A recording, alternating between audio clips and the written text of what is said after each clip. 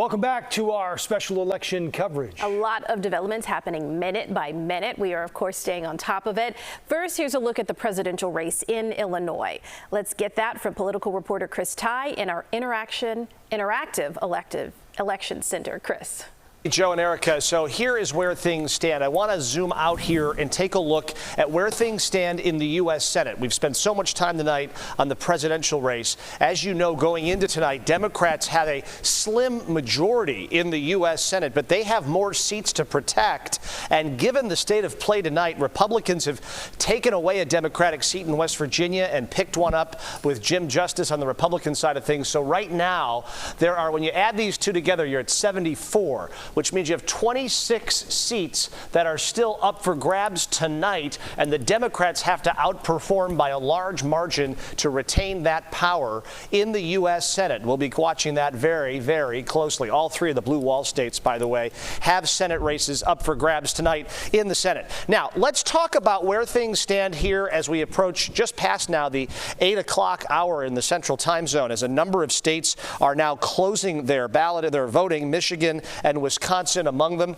Let's take a look at the state of play. We have just seen new states come into focus. Illinois still not called by the CBS News projection desk, but it is a pretty commanding lead for Vice President Harris right now, 60% to 38. Joe Biden won Illinois by 17 points back in 2020. Let's go to Indiana. This is a state we're watching very closely for our friends in Northwest Indiana. A commanding lead and a decisive one, according to our projection desk, for Donald Trump, as he gets about 60% of the vote, with just over half of the vote in tonight. Kentucky is another state close by. We want to keep a close eye on this. Part of the reason that when we look at Kentucky, Trump takes all 8 electoral votes, and look at this right here.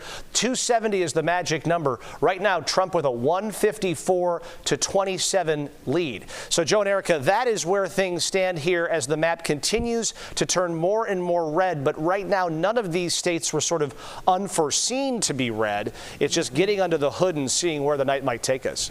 Hey, Chris, I'm curious about a couple of these other Senate races, primarily in Michigan, and I'm also wondering about Ohio.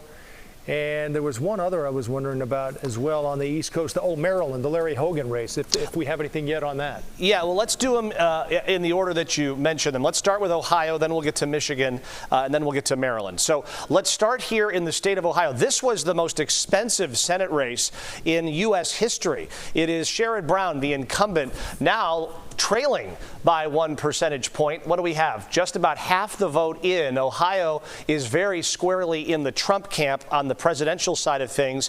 Brown is a multi-term senator from the state of Ohio. Bernie Moreno is the businessman there who's putting on a full court press, and it looks to be paying off. But again, still about half the vote to go. Let's go to Michigan, where the voting just closed up in the Wolverine state. This is, of course, an open seat. Alyssa Slotkin is the Democrat. It appears as though, Joe, she has a pretty commanding lead over Mike Rogers. Still, though, only 8% in. Maybe that's a sign, but we don't know where the vote is in yet up in Michigan. Maybe it's mostly in Metro Detroit, in Grand Rapids and Lansing. And then you mentioned Maryland. Let's take a look at this race as we talked about it. I think we have this here. Yeah, the Larry Hogan race. We don't have any numbers in yet. Maryland was one of the states. It closed about an hour ago, so that's a little bit surprising. We'll keep tabs on that and let you know as soon as we have more info. All right. Thanks, Chris. Yeah, just real quickly here, I wanted to see if we could do a look at the national map again, Chris, because you were talking. Let's zoom out. Yeah, so we're seeing early results from North Carolina, Georgia, but a lot of these, as you said, are expected. The ones that we're going to hear, and we were talking about this being a long night because so many of those on the West Coast are not, the polls aren't even closed there at this point. So if you could just take us through the early results and what we may be waiting for late into the night. Yeah, so let's talk about 2 or 3 of those key swing states on the East Coast, Erica. The red ones that we expected are already colored. Let's go Georgia. This is the first, and the way that they vote down in Georgia and in North Carolina, which we'll hit next, they move pretty quickly. Right now, again, Donald Trump was this was a pretty firm red state, and it looks as though it's about where the polling was, about a 7% lead for Donald Trump here, and of course this is one that could have changed the tone of the night had Harris come out real strong. That does not appear to be happening. Apparently Fulton County numbers are in a large margin, but some of the suburban counties of Atlanta are not yet in. North Carolina, let's take a look at that. One of the other states that you mentioned. Donald Trump was neck and neck with Kamala Harris until about 40 minutes ago. He has taken a bit of a lead here with now 40% of the vote in, a 5% lead for Trump, which the reason it was neck and neck, at least a lot of people thought, is because the governor's race in North Carolina has gone decisively towards the Democrat because of the controversy surrounding the Republican candidate, guys. All right, Chris, thank you.